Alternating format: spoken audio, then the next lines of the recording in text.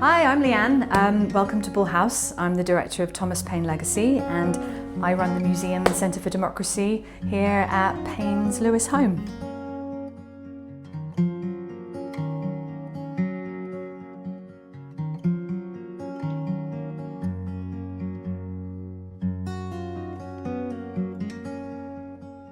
So welcome to Bull House. This is where Tom Paine lived from 1768 to 1774. We are in the front room and the shop for the museum. It was a shop in Paine's day. This is where they ran the tobacconist and the greengrocers. He went into business with his soon-to-be wife. Shouldn't have done that. He was an excise officer. He wasn't meant to take on debt. I don't think he always abided by the rules. This is the oldest part of the building. It's mid-15th century. Back in the early part of its life, it was part of a tavern. This was the first tavern as you entered the town of Lewes, because the town wall was just right there.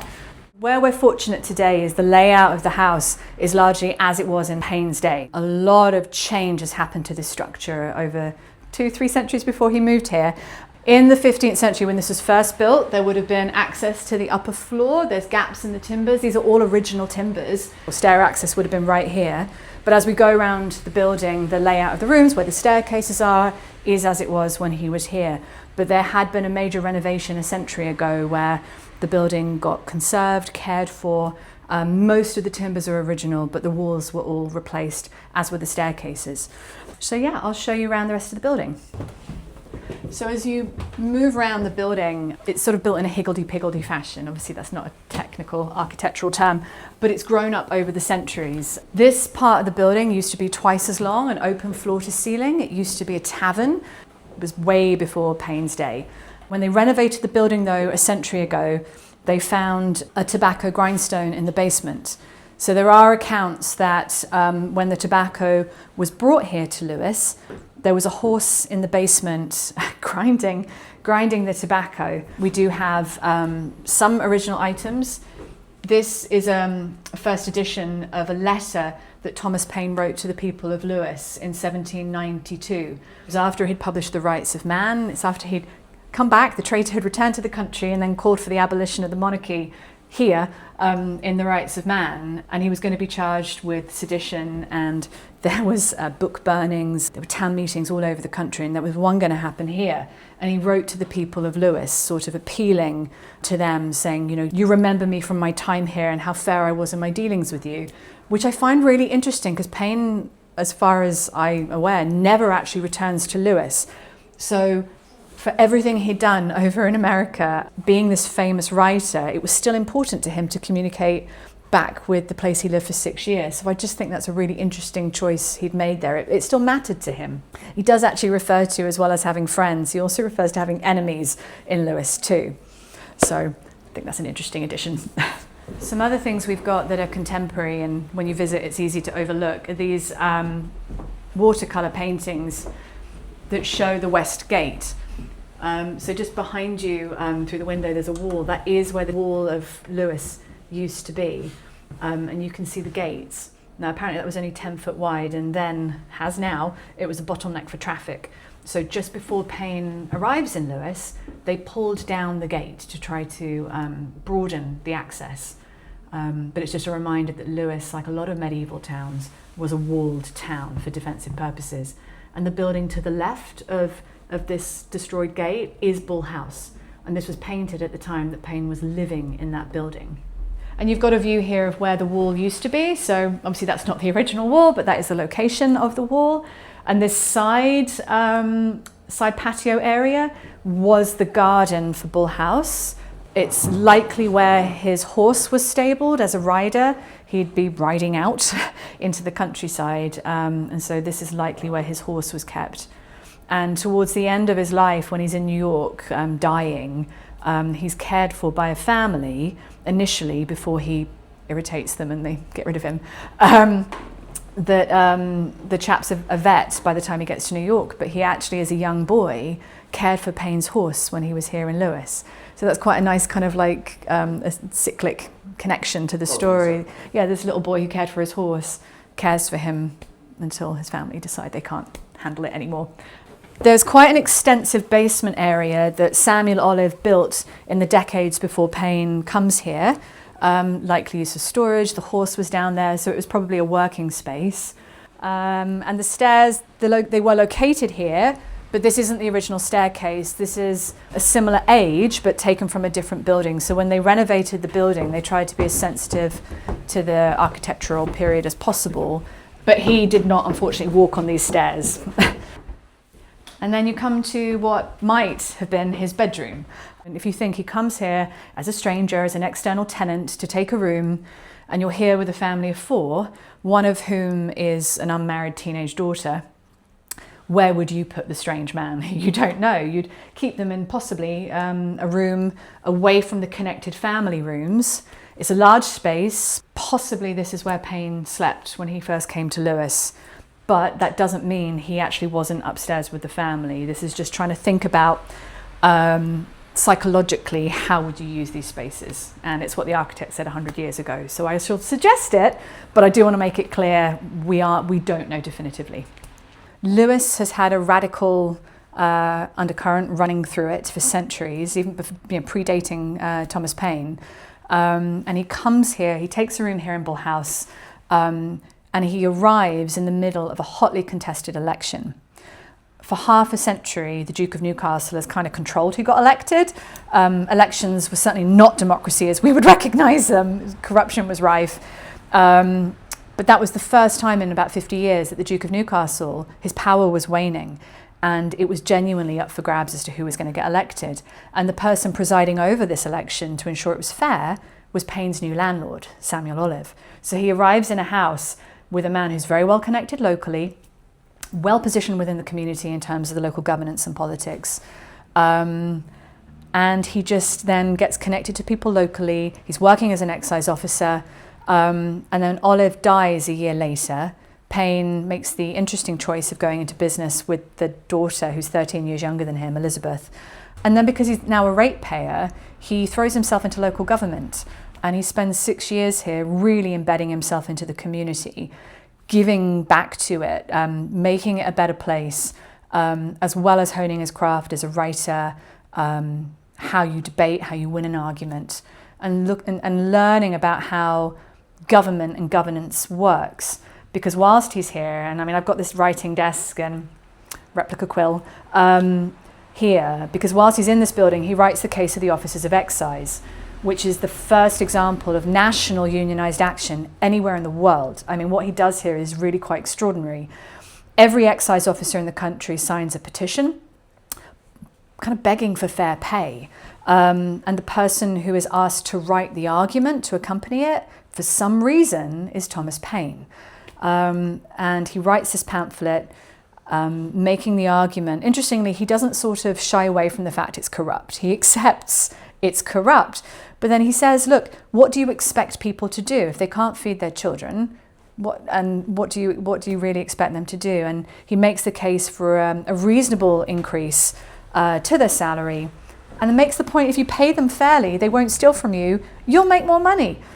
But the country was horribly in debt as a result of the 7 Years' War, and it just got thrown out. Trying to put myself into his shoes, a man who's really finding his place in the world, who's got a healthy appreciation of his own intelligence and ability to make an argument, probably saw this as and I'm pointing down here because we've just got a printout of the, probably felt he'd made a knockout argument, and then to have it thrown out so quickly would have, I imagine, really knocked him. And then, a year or so later, he's fired and his life collapses around him. So his life in Lewes, before he comes and steps onto the world stage and suddenly becomes connected with all of the terribly exciting movers and shakers of the period, this is that moment just before where he's not doing well, he's kind of failing then at work, at life, but he doesn't give up and he just keeps going. And that, I think, is what's exciting about being able to walk around this building and think about him as a man who made choices, and he just kept going. And you've got some beautiful views out over the downs as well. So this is Lewes around the time that Paine would have been here. You've got the castle, the spire of St Michael's, so Bull House is around here somewhere.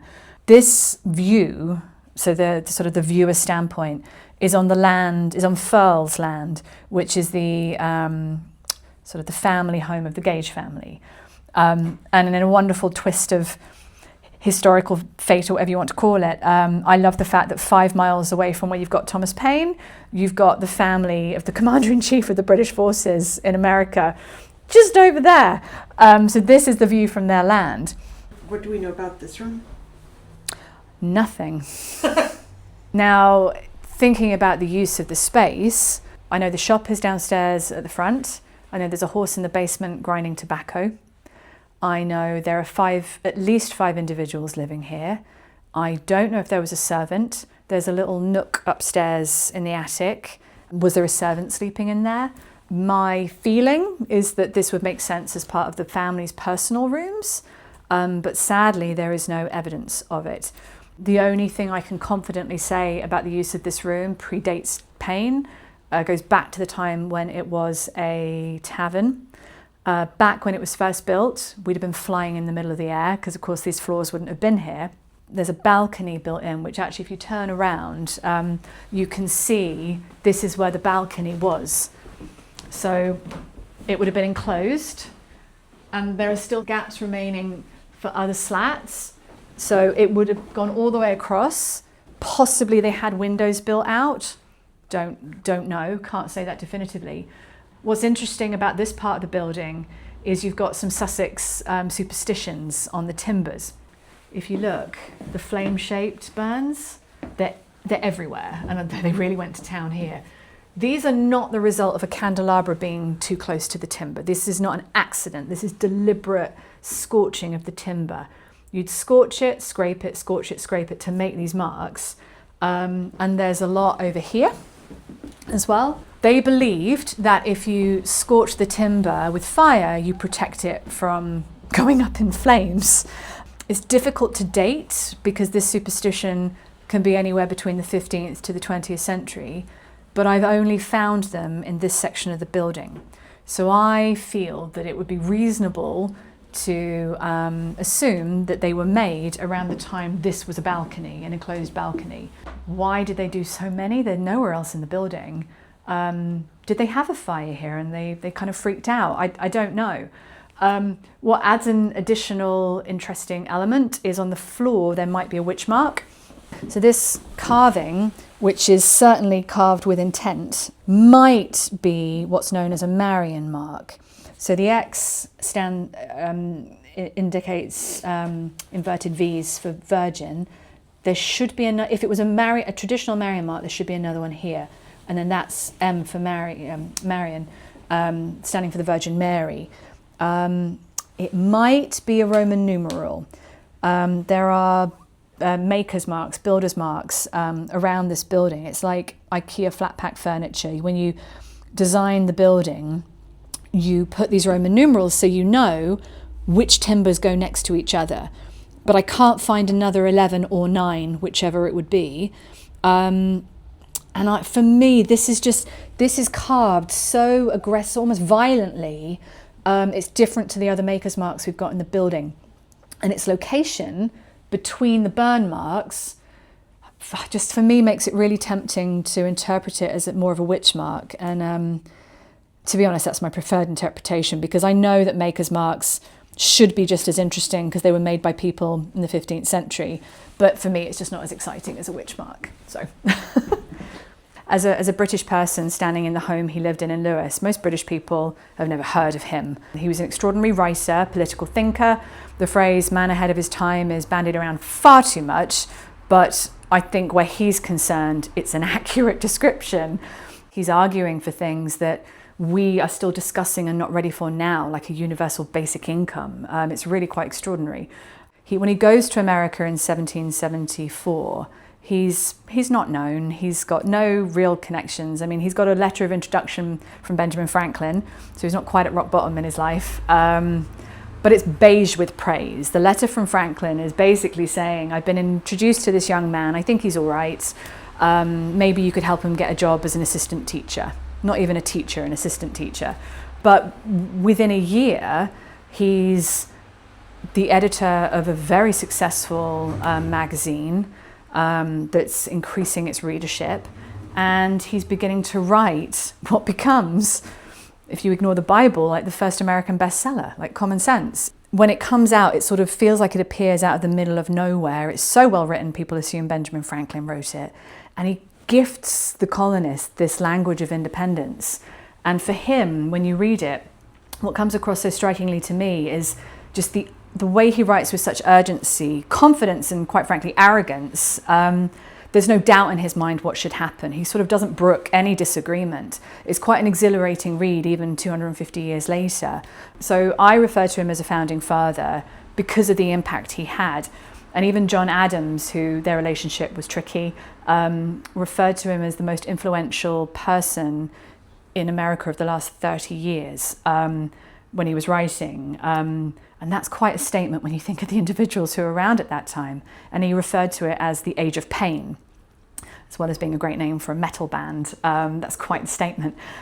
But for me, you could think of him as this great man of history who writes something that kind of changes the world forever, and that is true. But remembering that he's just a man as well at the end of the day, and his time here in Lewes, when he leaves here, he's not doing well at life. He's being fired from his job. His business downstairs they've had to sell off, and he's getting legally separated from his wife. He's not a success at life by any marker of how most people would sort of judge that, but he keeps going. So for me, where Paine is extraordinary is it's his personality, this difficult, extraordinary, intelligent, fantastic writer, his personal resilience in just keeping going, putting one foot in front of the other, and after his life kind of collapsing around him, whether it's by design or not, he just keeps going and doing the next best thing for himself. And then a year later, he sort of changes the world forever. That, I think, is for me the most important message to take from his life today, with the world we're in.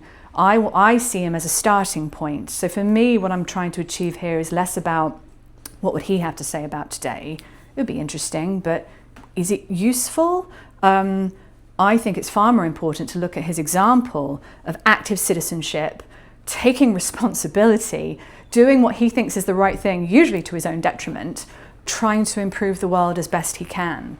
That line in Common Sense where he says we have it in our power to begin the world over again, that to me is the critical part, because it is challenging us to take responsibility and what are we going to do about the world in which we are in. So for me, that is the most important message, kind of screaming across the centuries,